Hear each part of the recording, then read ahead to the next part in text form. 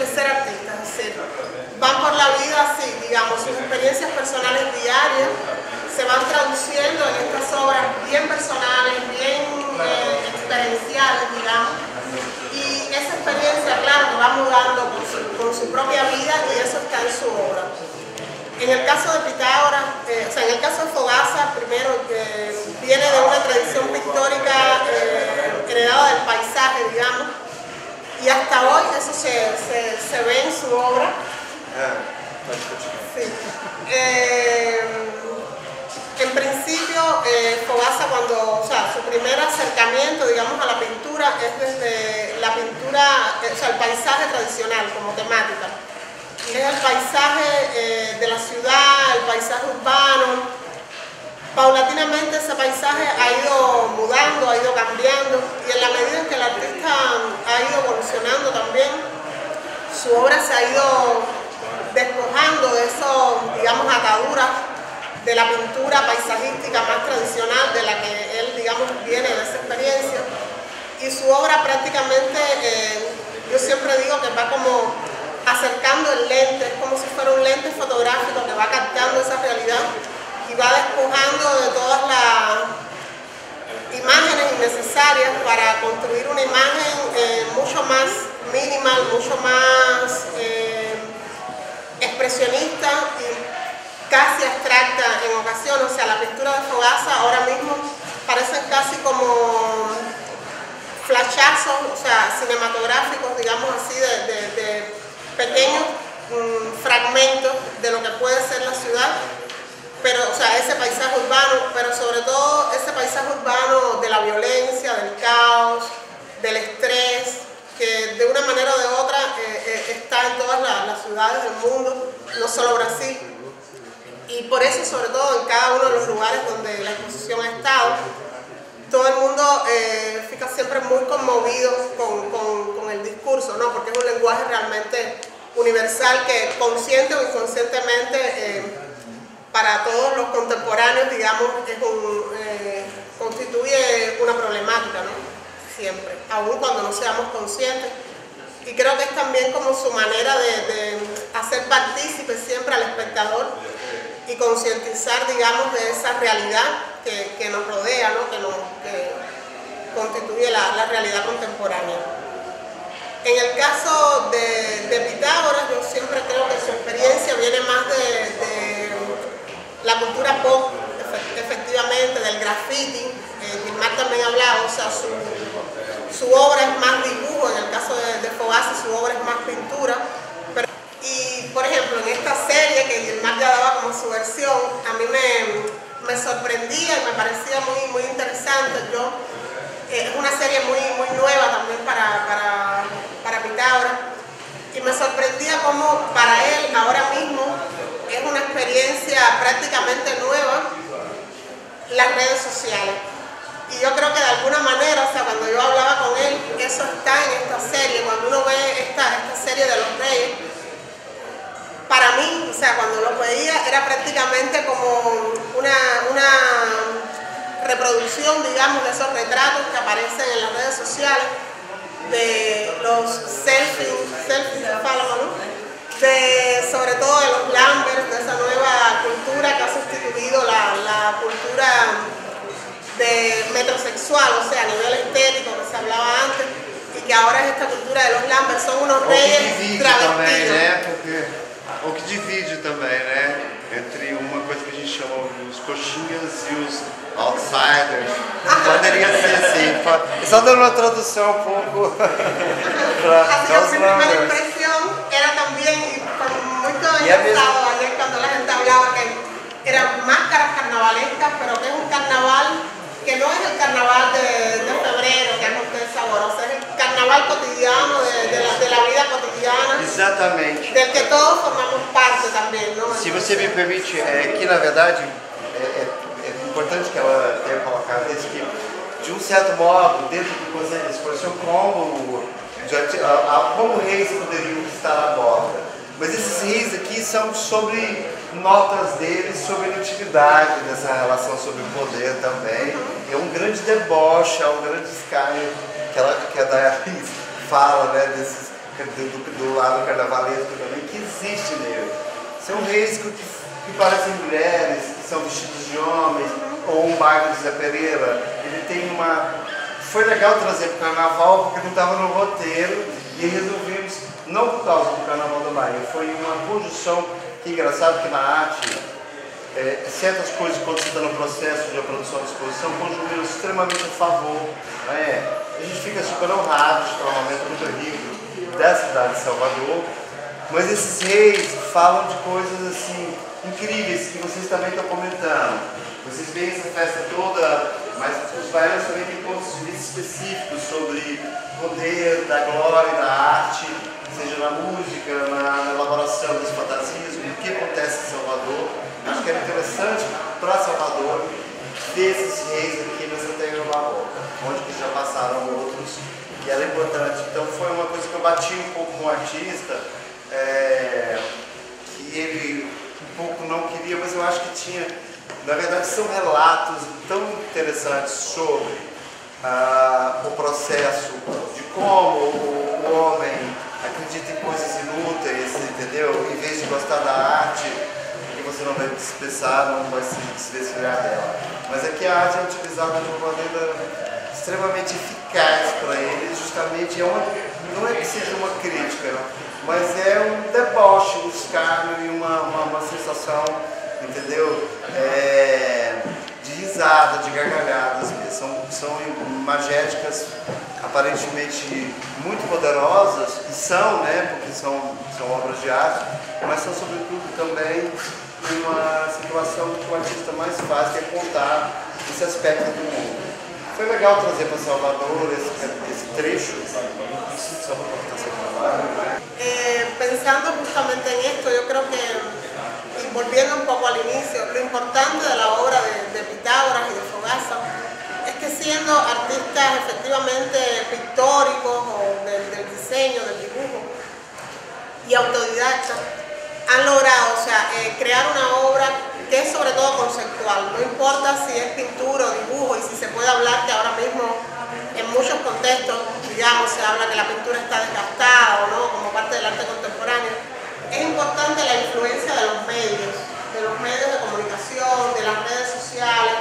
Quizás incluso si ellos aún no lo perciben, porque ambos, como decíamos, son artistas, a veces ni reparamos, pero están siempre presentes ahí, estamos siempre pensando en los accidentes de tránsito, los accidentes aéreos, la violencia, el crimen, el asesinato, y muchas veces ni percibimos la tensión que eso puede generar en cada uno de nosotros, sea la ciudad del mundo que sea, pero en la sociedad contemporánea es imposible escapar de esa realidad, y eso está permanentemente en los medios también, ¿no? Y en el caso, y en el caso de Pitágoras, efectivamente también como descubriendo ese mundo de las redes sociales, que 3 o 4 años atrás para él era prácticamente así, de alguna manera casi que rechazaba también, aunque independientemente de eso, siempre su obra tuvo una influencia que venía del pop, sobre todo del pop norteamericano, del pop de las revistas de moda, de la música, muy influenciado también, digamos, por toda la cultura, la lengua, la literatura, sobre todo del pop norteamericano, de la cual siempre se manifiesta super fans, digamos. Entonces, si quieres vamos a continuar para gracias. Fogassa. É irônico que ela seja mais um especialista sobre os artistas da minha terra, mas ela é uma super especialista na obra do Fogassa. E eu... essa série de escafandros e paisagens, metrópoles que vocês veem na obra do Pitágoras, propõem um olhar tanto quanto beligerante sobre os dias.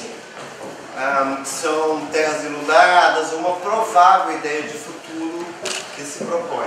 Mas é sobretudo um campo da imagética do artista que o faz produzir dezenas, assim como a série de trabalho dele. Ele tem uma série que vocês viram, uma senhora com um bichinho aqui, que é uma cena muito peculiar, que é aparentemente muito dócil, uma senhora carregando um coelho, e ela parece absolutamente dona daquele bicho, mas você não sabe exatamente a que momentos aquele coelho pode ser esmagado ou que ele pode ser acariciado. E ele produziu dentro dessas metrópoles, é bom levar, não gosta, nenhum dos dois gosta muito de verbalizar sobre a obra.